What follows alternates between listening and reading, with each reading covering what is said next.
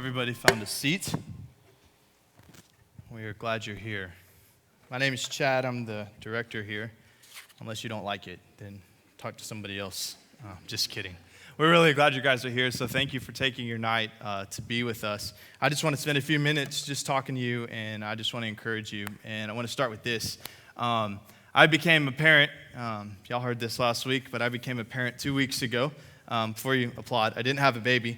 I had triplets, and kidding, kind of. But we started a program at our church about 5 years ago where we have Chinese students that come for the summer. They come for about 2.5 weeks, and they stay here in homes inside of the church. Some of you are doing that right now, and you're with me on the long haul. We're almost there. But they came, and so my wife Sarah and I became parents. So we've had triplets, and we've experienced all the things there are to experience. And so pull out your pen. I'm just going to tell you how to parent, and you're going to be good to go.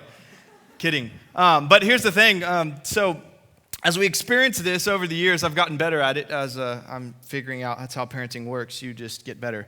But these guys, Tuesday night, one of them, I'll leave him nameless just for his sake.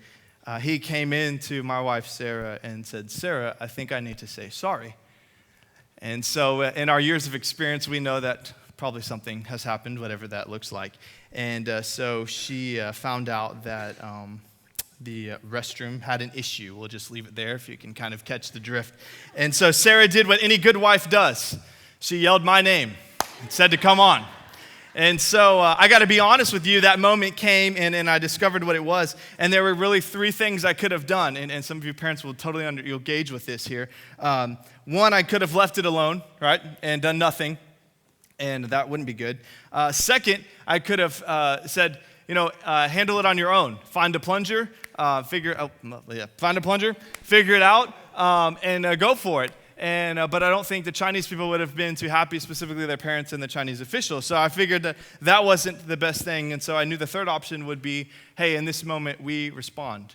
Even though we're only temporary parents, and I don't know very much about parenting, in this moment, this is when I respond. And so I walked in with the plunger, and I grabbed the nameless child, and I said, "Let's do this." And we went together, both hands on the plunger, and we solved the solution.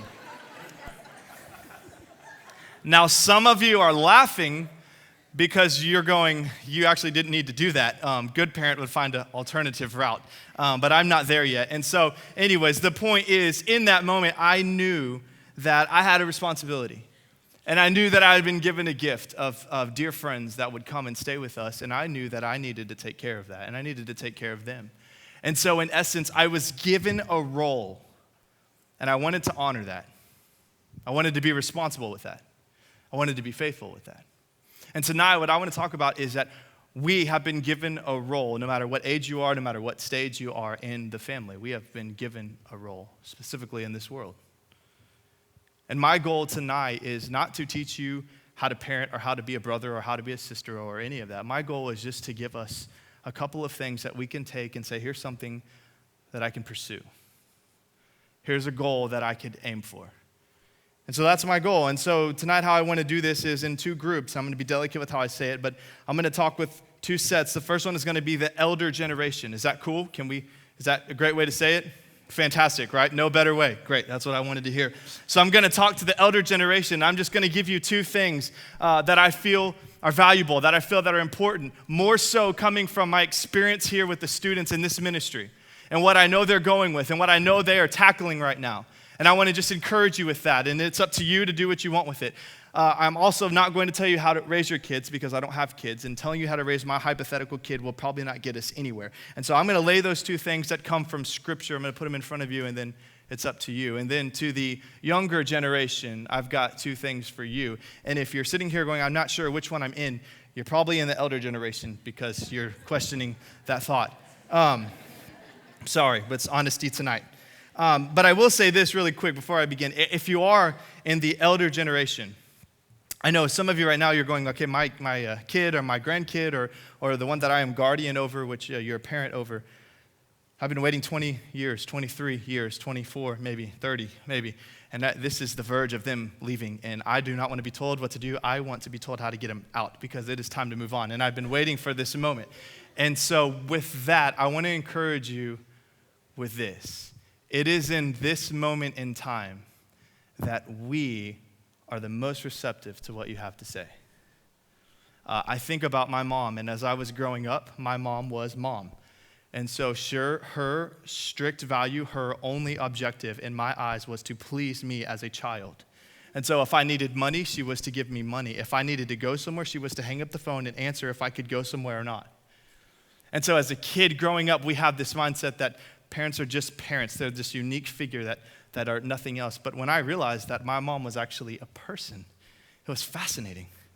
And I was like, you have friends, and you want to go places, and you want to do things, and this is fascinating. I had no idea. I mean, I'm willing to accept this yet, but I understand. And so it was in the moment as I began to get older and I began to realize that, hey, my mom, my dad, they are bringing things to the table. They are not just the parental figure. And so I want to encourage you with that, because though you may not be seeing it right now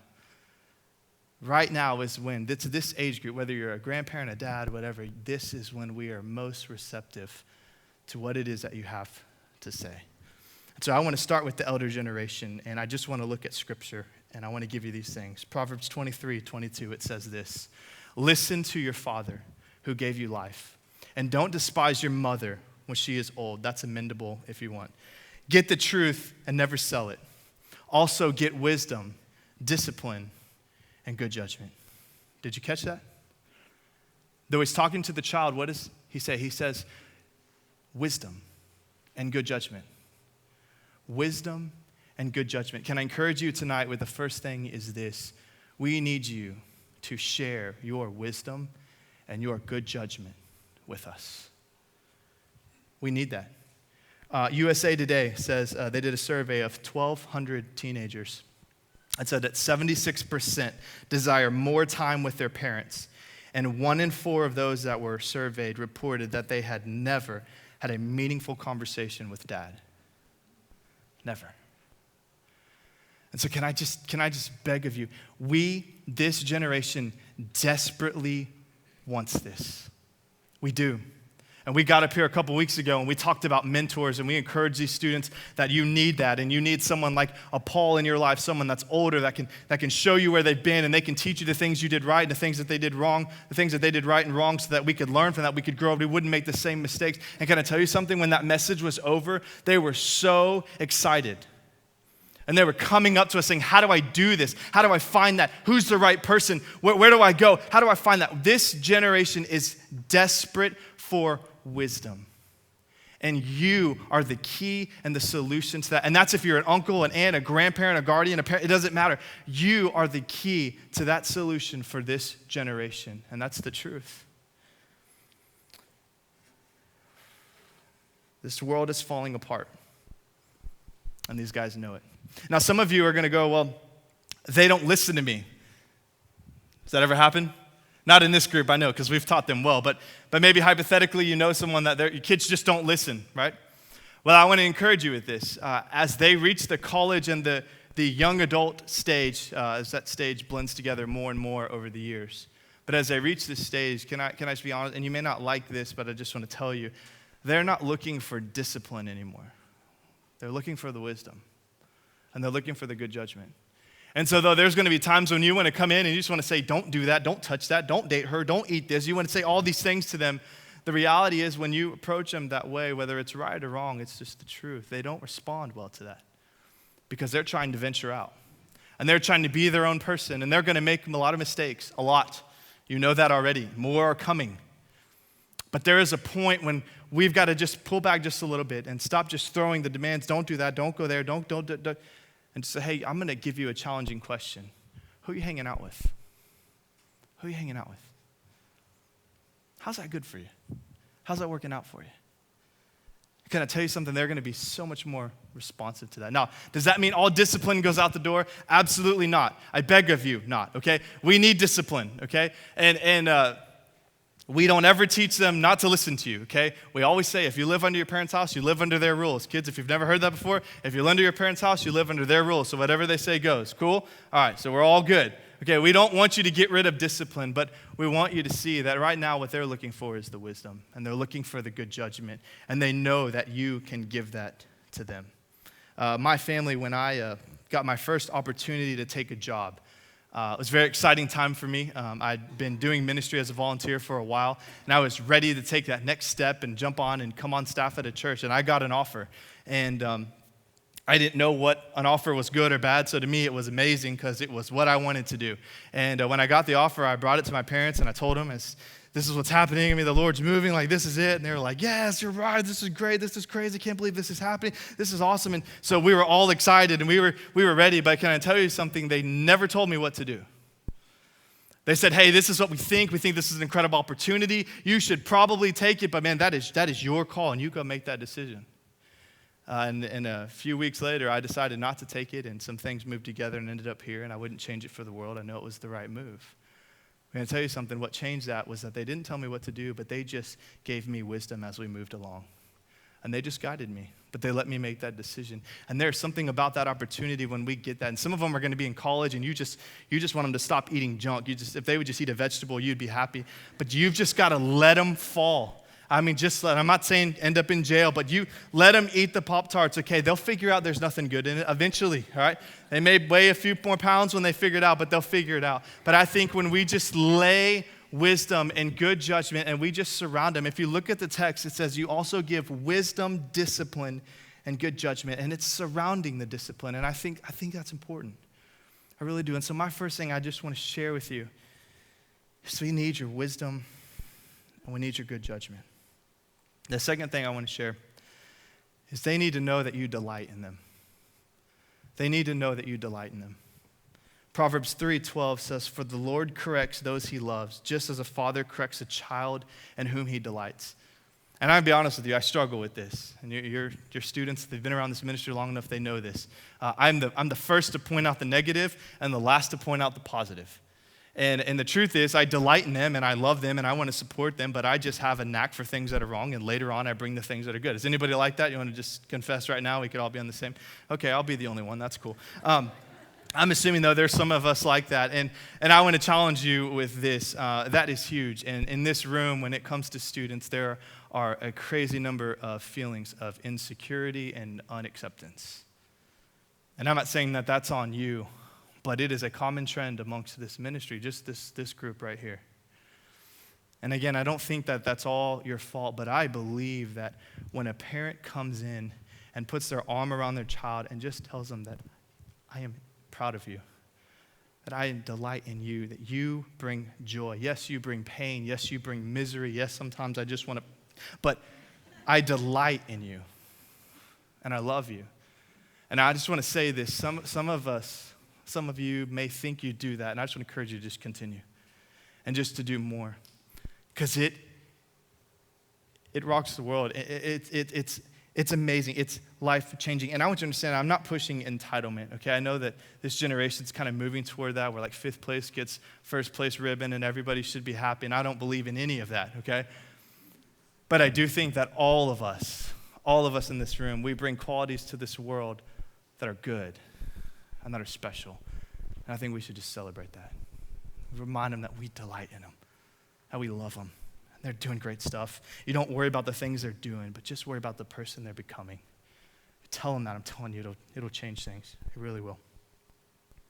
Some of you remember maybe that one time that your dad just put his arm around you, just told you that he loved you, told you that he was proud of you. Maybe some of us never had that moment, and it still haunts you today. I think we have a chance here, maybe even tonight, to make a change to that. And I think something powerful will come from that. They desperately need it, and they desperately want it. For the younger generation, here's the two things I would say to you. One, listen. Goes hand in hand. You need wisdom, and so therefore you need to listen. Proverbs 23:22, I'll read it again. It says, listen to your father who gave you life, and don't despise your mother when she is old. Again, you could amend that. Get the truth and never sell it. Also get wisdom, discipline, and good judgment. We are desperate for wisdom, but a lot of times we don't realize that wisdom is right in front of us. Have you ever had that moment before? When you want it so bad and you're looking around like, where do I find it? Where do I find it? And you don't even realize that it's right in front of you. Example. I used to play basketball with my dad. And we used to play one-on-one, and he was a chess fan, and I was a sports fan. And so when we would play, that moment would come when he would be up, he would be ahead of me, about to beat me. And so we do this thing in basketball called check, where you throw the ball to make sure they're ready, and then they check you back. Well, I would say check, my dad would go checkmate, right? And so he was just setting up the tone that he was going to destroy me. And I got to be honest with you, he would beat me. He would beat me, and it wasn't because he was athletic. I mean, he's like 55. But I'm just kidding, Dad. Love you. But the point is, he had something I didn't have, and it was wisdom. He knew that his young son was over-aggressive and over-eager and just wanted to win. And so when he saw that ball, he was diving like a puppy dog, and he was going to be lost because he knew exactly what was going to happen. He would move around. And can I tell you something? When my dad wanted to tell me how to do something better, I was just like, no, you just keep playing. Just check the ball, checkmate. I don't care. Let's go. Keep it coming. Because I didn't want to hear it because I wanted to win. And if I could challenge you with this, I would say that I think a lot of us don't realize the great wisdom that's sitting right in front of us. And maybe it is because it's a parent, and we just don't want to listen to what our parents have to say. But I'm telling you, there's great wisdom right in front of us. We can't miss it. Some of you go, well, what if it's all bad? And the elder generation, this may hurt you, but let's just be honest tonight. Not all family structures have worked out just right. That may not be you in this room, but there's definitely some students here that have experienced that. So you go, Chad, what do I do if really the things around me, at least in my family, they're not encouraging and they're not what I need to learn? To that, I would say this. We learn from the good and the bad. I can tell you some of my greatest lessons came from watching what people did and going, that was stupid. I will never do that. Let's go. Sometimes looking and realizing that not everything they do is going to be good, but if you can learn from that and say, hey, if my parents were divorced, that's not a good thing. But I can look at how that happened, and I can look at the things that moved around. I can look at what shaped that. And I can say, I'm going to remember that. I'm going to learn from that. And if your parents abandoned you, maybe there's some of you here, and that's happened to you, and I'm sorry for that, but I'm going to tell you something. You know how it feels. You don't go down that road. And you work hard to not let that happen. And so even if all the wisdom maybe isn't good, we can still learn from it. But I just want to encourage you young people tonight that that wisdom is right in front of us, and we need to pay attention to it. The last thing I would say to you as we honor them. Proverbs 22, 24 through 25. It says, the father of godly children has cause for joy. What a pleasure to have children who are wise. So give your father and mother joy. May she who gave you birth be happy. How do you honor them? You let wisdom sink in and then you live it out. You let wisdom sink in and then you live it out. We honor them. Exodus 20:12 says, honor your father and mother, you will live a long, full life of the land the Lord your God is giving you. And if you'll notice and be delicate here, it doesn't say obey, it says to honor. And the reality is there are points in life when we are to obey our parents and what they say needs to go, i.e. if you live under their household. But as you get older, there's a moment when that would not be healthy to do everything that they told you to do. And that doesn't mean you disrespect them and completely disobey them. That's not what we're saying. But it's honor, not obey. And that you would grow and to understand what that looks like. We honor our parents, we honor our grandparents, we honor our aunts, our uncles, and it's cool because honor has no limit. Honor has, whether they're 5 or 55, maybe you're in your 20s, 30s, 50s don't count, your 20s, 30s, right? Everyone's young here. You honor your parents still, right? It doesn't stop. That doesn't mean you obey everything they do, but we honor them. We honor them. And you may ask how we do that, and I just a couple examples for you that I think are great and it's really important. The first one is culturally. We can honor them culturally. When someone older than you speaks, you give them the seat of honor and you let them speak. Man, if grandpa wants to just tell a story, let grandpa tell a story and you just keep your mouth shut. And you just listen. And you don't have to like it. You don't even have to learn anything from it, but it is honorable to just say, you speak and I just want to listen. Maybe that's in marriage. Some of you one day are going to get married. Take your time. You got a lot of work to do. But one day you're going to get married. Man, what's great honor is when you would go, guys, to that father of the bride, soon-to-be bride, before you get married. And you would say, hey, I want to seek your daughter's hand in marriage, but I need to know that I have your permission. Even if that relationship was broken, even if he completely abandoned her, you still could show honor by going and seeking his permission. We honor him culturally. I would also say, in honoring, don't stereotype them. The reality is maybe they were abusive, maybe they were short-tempered, maybe they were controlling, maybe they left you. But we know as believers in Christ that anyone and everyone can change. And so I would say you honor them by believing in the best. And it may not be, we read a story in here a few weeks ago, it may not be until their deathbed when they come to, but we in honor believe the best in them.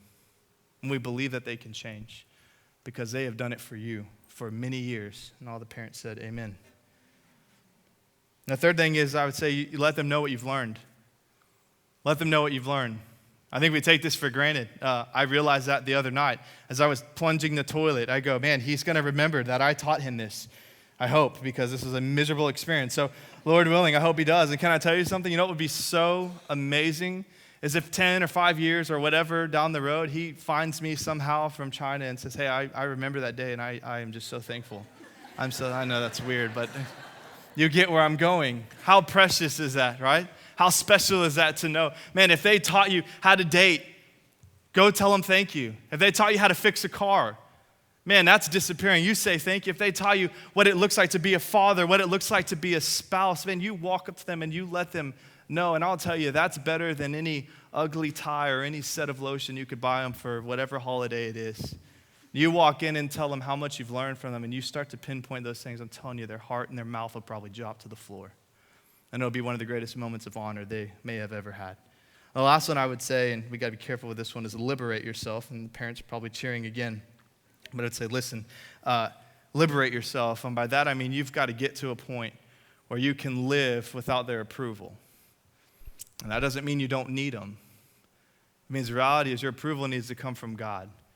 And there needs to become a moment where you can say, Mom and Dad, I love you, but I know that this is what I need to do. And I want to honor you by telling you, but this is where I'm going. There needs to come a point when you can move out of the house and that you can make it on your own.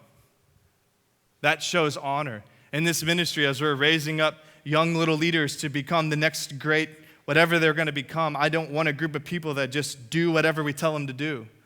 I want to see someone be given a position and go, man, I've got this. Yes, I'll tell you how it goes. And they just go and they just excel because they moved on their own and they trusted in themselves and they begin to move and proceed through life. And I can tell you something, your parents want to see that too. They want to see you move and excel, and that will give great honor to know that you've become the man, the woman that you have become. In closing, I just want to tell you this. Some of you may ask, well, what if I haven't done any of this? What if maybe I've missed some of these things, or maybe I just dropped the ball? I would say we can see from our video that it's never too late. It's never too late. When I was growing up, my brother and I, we had a unique relationship, as most people do. He was super sweet and a great kid, and I was not. And I would beat on him, and I would yell at him. I would get him in trouble. Some things that parents probably still don't know to this day. But I wasn't the big brother I needed to be, and I'm just being honest with you, I wasn't. And I wasn't the example I needed to be either. And about 2 years ago, there was a moment we went to our first camp together. It was beach retreat, and we were both serving as leaders. And his group of kids, I don't know if this is appropriate or not, but I mean, literally Satan dropped his kids off in his condo and said, have fun for a week. I mean, they were the worst group of kids you could have ever. Some of you are like, I understand, amen, trust me, I get it. But it was really the worst experience of his life. And a couple of days into the trip, I was in my condo and he was down the way, and all the kids were out playing, and I heard a knock on my door, and it was him.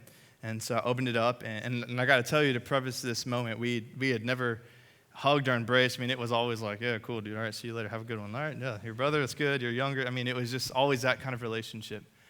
And this moment, it was the first time we'd done anything ministry-wise together, but he knocked on the door, and I opened it, and he goes, hey. I was like, hey, what's wrong?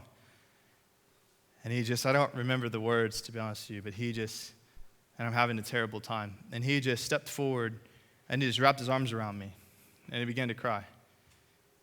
And I never had that moment before, never had anything close to it, not with him. And as I held him in my arms, I realized that something had drastically changed in my life. that I would embrace that moment. Growing up, I would have, even in that moment, probably made fun of him and just like, dude, what are you doing? I can tell you something, what separated us up until that moment was my sin. My pride, my arrogance, my selfishness, my fill in the blank kept me from being the big brother that I needed to be. And over the years, the Lord began to work in my life, and he began to remove that, and he began to break that down until we got to that moment. And as he hugged me, I realized that something has drastically changed in my life, and I am in love with this moment. That we would share, finally, the first embrace at 23 and 24 years old that we'd ever had. And I just want to tell you that because I want to encourage you. It is never too late. It is never too late. And some of you may have done a great job.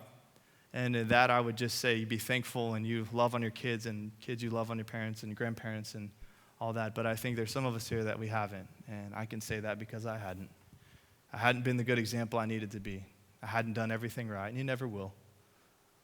But I realized that night that with the Lord moving in me, that he'd begin to change things. And as he began to change things, he began to change the relationships around me.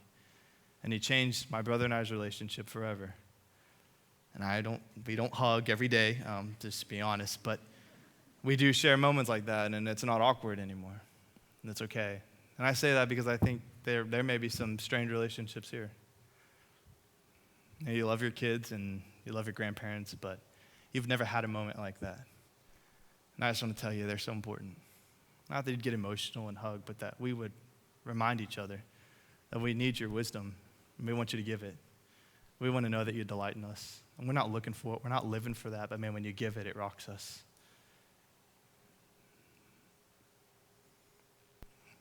Christ came to change everything. And he broke sin. He broke barriers and he broke walls through what he did on the cross. And through him we have forgiveness. Through him we have relationship with God. And through him all things can change. All things can change. So I just encourage you. I don't know where you're at. Maybe you know the Lord, and I think that's fantastic, and we celebrate that. But if you don't, maybe tonight you just reach out and take his hand. Because it'll change you. I promise. It'll change your family. Even if your kids are already in their 20s or 30s, they can still do tremendous things. This is how we are to live our roles in our different generations. And this is how we honor those that we love.